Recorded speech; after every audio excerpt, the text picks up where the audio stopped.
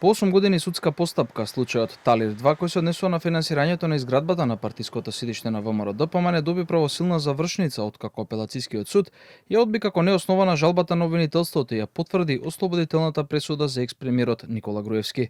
Со одлуката се враќа и седиштето на ВМРО-ДПМН, имот кој беше замрзнат во рамки на судската постапка. Во образложението на одлуката, апелација оценува дека не било докажано надвор од разумно сомнение дека Груевски постапувал спротивно на законот за финансирање на политичките партии.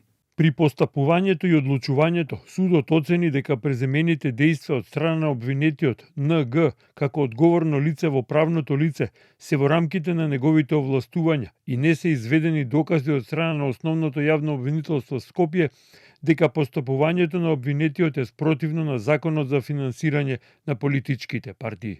Претходно од опозицијската СДСМ денеска побараа скопска апелација да ја приначи одлуката на првостепениот суд и случајот да биде вратен на повторно одлучување. Од партијата обвинија и дека ослободителната пресуда била поради, како што наведоа, партизираноста на судството. Партизираното судство под контрола на Мицковски го ослободи Никола Груевски со првостепена одлука и беше одбиена конфискацијата на седиштето на ВМРО ОКГ.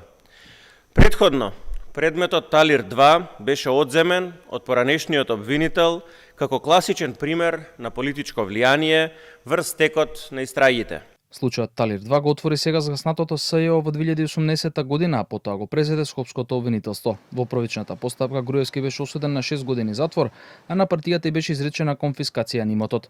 На тоа следеа измените на казнениот законник од 2023 година, како резултат на кои за Груевски имаше промена на обвинението, а ослободителната пресуда која беше донесена пред еден месец, кривичниот суд ја образложи токму поради тие измени. Груевски инаку осуден за случајот со плацевите на водно и насилство од центара, 2-годишната казна за случајот Тенк застаре пред 2 години. Со тоа во моментов го чекаат 10 години и 6 месеци казна затвор.